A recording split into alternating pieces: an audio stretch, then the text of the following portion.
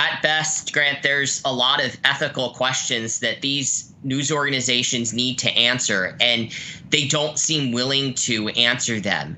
The AP and Reuters, CNN, they've all denied this. CNN, the AP have cut ties with their guy, the one seen there in the photo being kissed by the Hamas leader there.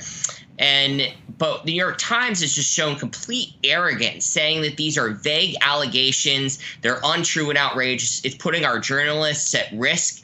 And they said that their stringer, who's alleged to have been embedded with Hamas, does important work. Now, as Jonathan Conricus from the IDF points out, and others have pointed out, the reality is if you're a stringer in Gaza, you have to report what Hamas wants you to report, or else your family and your life is going to be in danger.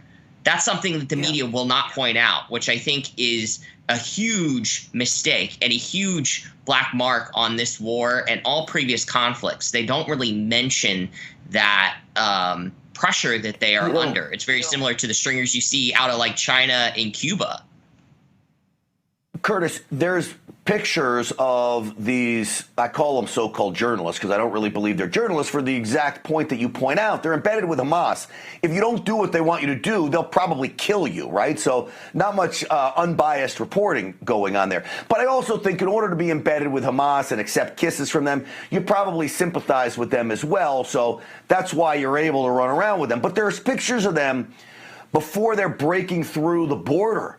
So they had to have known about this, if not hours in advance, at least days in advance. You can't tell me they weren't calling for approval. Hey, I'm going to be in with this organization, whatever they want to call it.